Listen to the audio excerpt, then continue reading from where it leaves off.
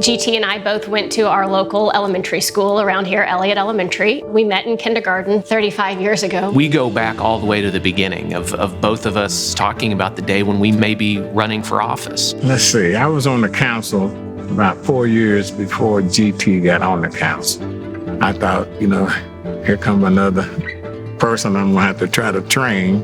He always had pictures of presidents in his room and always reading biographies and history, and it's been an interest of his entire life. From the very beginning, GT was a leader. He idolizes his grandfather for his ability to lead with dignity and grace, and also the character and the type of man he was, and GT wanted to emulate that. We'd sit around coffee shops 18 years ago and just dream about what Tulsa could be, dream about what the state of Oklahoma could be. The funny thing is with GT always has a plan. He's always thinking ahead, and he was doing that 18 years ago. He took a lot of stands when I was trying to get things for North Tulsa that was not popular. And he could have lost his job on the council because of it. But he'd said many times that, I think you're right on this issue. I'm going to stand with you. I'll forever be indebted to GT Bynum. He loves Tulsa more than anybody I've ever met. He's always believed that he can make the biggest difference on a local level.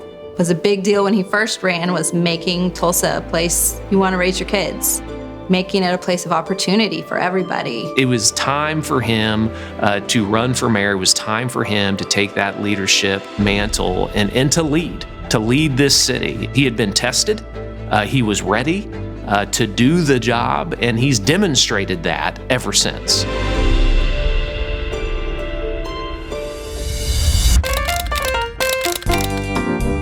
So take me back to whenever you got the great idea to even run the first time. What was going on in your head? How old were you? Where were you at? Well, if I'm being honest, I wanted to run for the city council the first time when I was 13 years old, because the city council at the time is a brand new city council in Tulsa, and they passed a curfew for teenagers. And I was so outraged by that. My friends and I decided that we should run for council to do away with this ridiculous curfew on teenagers, only to realize that you have to be 18 years old to run. That kind of thwarted the whole plan.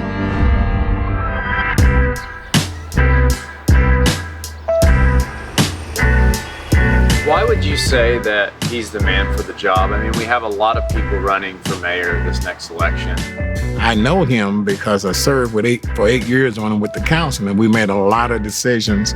I knew then by working with him that he had the compassion, the openness, the believability of what the city could be. He knew the path that potentially could be there for him. It took a whole lot of hard work to do it. I'm just so proud of him because, again, the things that he talked about, that he dreamed about 18 years ago, he's doing now. He's demonstrating it now with a servant's heart. This is a way that, most of the people I love in the world live in Tulsa. And this is a place where I could go to work every day and have the opportunity to make their life better. There's not a lot of other jobs where you get the chance to do that for so many people you care about. I think that's been one of GT's motivating factors on running for mayor and being mayor. What will he be able to do that his kids will be able to benefit from years later? And I think that is how Tulsa is going to be able to keep going forward. And I think GT is the one that will lead that.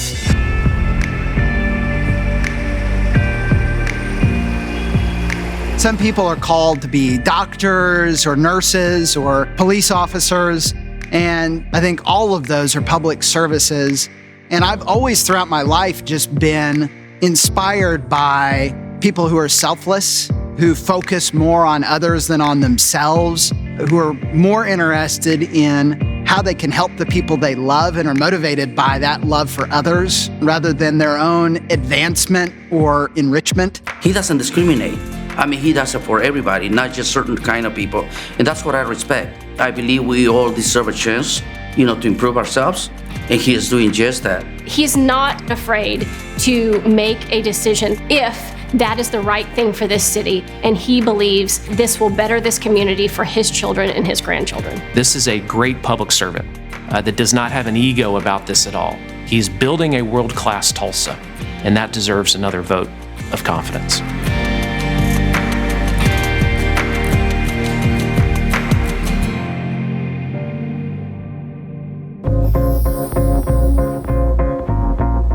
Right now, we're going through the third big wave of growth in Tulsa history, which is making us a global city. We've had $1.1 billion of private investment in the last 2 to 4 years here in Tulsa. We're going to be relevant. We're going to be out there competing for these big economic development opportunities. We are telling them why Tulsa is great, and people are listening.